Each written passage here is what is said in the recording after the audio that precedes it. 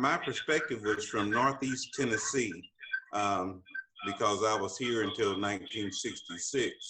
A lot happened during that time. Um, Here, we were very much more passive because we were less than 3% of the total population. Um, and we really didn't feel as if we had any power or leverage. But we were able to see things happen on television, 1963, the Watts riots, those type things. And we knew that this was a period of change and possibly of some hope for us, because where we lived, once you got out of high school, if you had any potential at all, any talents at all, you had to leave in order to prosper or to grow.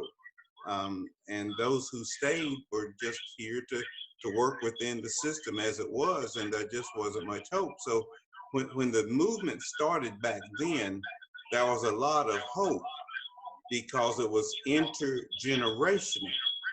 The young people had the energy, the young people possessed the energy, but there was leadership from seniors, that the pastors and the community leaders. It was intergenerational, so that each was able to provide something to the movement because we were all in it together.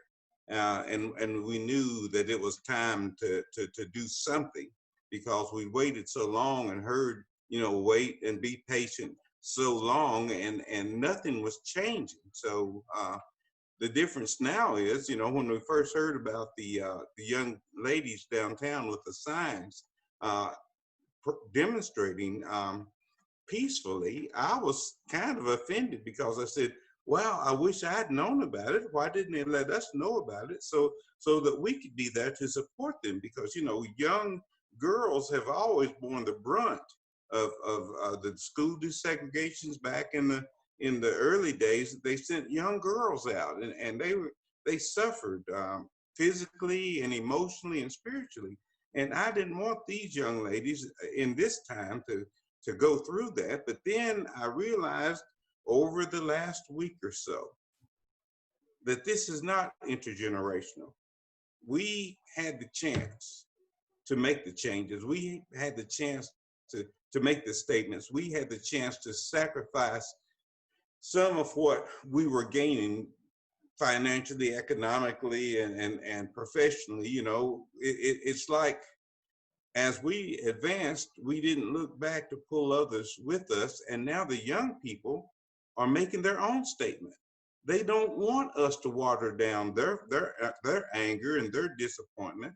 They don't want us to temper them. And the reason why is there's something about this society. The words on the Statue of Liberty, the words on the Constitution, the Bill of Rights, the inalienable rights. Not our young people, they believe that. They expect that. And guess what? There's a generation of white young people who believe it and they expect it. And they are seeing themselves in a way that we have never seen them, because they are coming together. President Obama spoke. He said, listen, when you see the visual now, it's different. Back in the 60s, it was a black thing with some Jewish and some white religious that they were there, but primarily they could target us and they could paint us as being a black uprising. Now it's not. They can't do that because it's their children there saying the things that they believe in.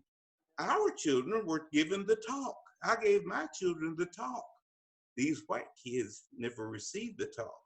So when you see the ones who are most aggressive, many times it's the white kids, because they say, listen, this is not right. And it's amazing to see the difference in the culture, because see, some of the things that we wanted to get into the young people's minds and heads, some of those things did sink in. And they want a different world, and they want their world to be different. And we somehow have to find a way to let go and trust them in this, trust God in this, because we have these prayer vigils everywhere, and you have people sitting around praying.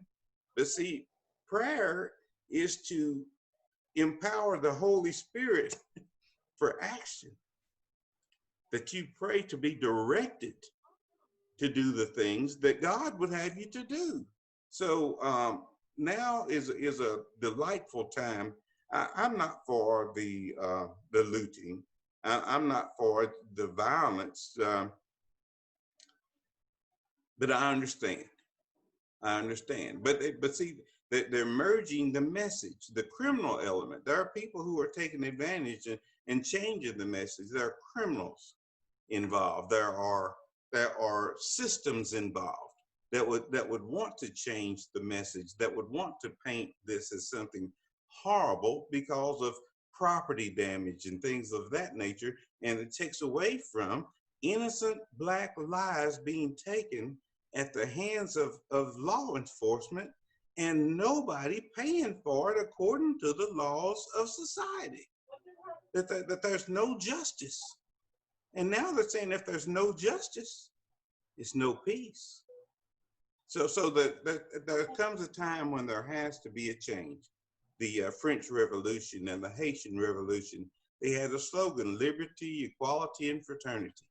You know, the things that we feel that we should have, it had to change from civil rights, from being a citizen, because we weren't accorded that.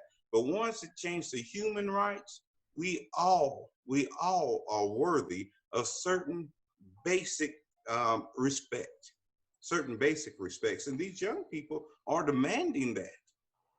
I know you know that I was in Washington, D.C. for the Million Man March. And we brought this back home back in 1995 to make a difference. And we thought we were making a difference, but you know, as we got the big cars and the big houses and the big salaries and the big retirements, all of a sudden we weren't as passionate anymore. But our children are passionate, and I respect that passion. I have a shirt. I don't know if you can see it, but it says, "If not now, when? If not here, where? And if not," I think it says, "and if not, Oh, I see it. Yeah. then who?" You know, this Yeah. was Was back in that your shirt from 1995. 1995? And see, these kids are saying, it's our time. You had your chance. And don't tie us up with the same bonds that you've allowed yourself to be ensnared. So the culture has changed. And we of the older generation, when Obama made his statement, that was the most wonderful thing that he could have done, because we have no Black leadership in the country. And the fact that he's a true African American, his perspective isn't tainted by what we had to go along with. And he's able to see things from a global perspective. And he said the things that people need to know. Listen, you know, it's more than demonstration. It's activism, and then there's a responsibility to work for change. And I prayed for him for 8 years when he was president, and I'm praying for him now, because when you speak truth to power in this country, it's a dangerous thing. You kind of just answered my questions. I don't even know. Did I Um, mess you up? yeah, no, you got everything. Let's see. Trying to think of what you didn't answer. So let's see this. Okay, so talk about what you have seen in the past 8 days, or I guess today would be day 8 of protests here in Johnson City. Well, I've not seen much except what was on television. And see, my spirit was just so troubled watching the video. My spirit, it's been hard for me to just shake that, seeing the look on the police officer's face when someone was pleading with him to show some mercy to this man who was handcuffed on the ground 2 feet from the police cruiser, with 3 people either standing or assisting 3 other officers. And it just troubled me so much that I had to limit my media exposure. Um, but even with that, when I'd see the reports of the looting and all, I guess of my generation, I can't support that because that takes away from we're giving up our moral high ground. And we have a high ground because we are the offended parties. We're the ones who have suffered and died and with no justice. And then when we give them a narrative that takes away from that narrative, then I don't agree with that, but I stay with the main narrative. Innocent Black women, children, and men, unarmed, are being gunned down, hunted with no recourse and no justice. And that's the main narrative. Colin Kaepernick, that was his narrative. And the press, from the president on down, they refused to understand why he was making that peaceful protest.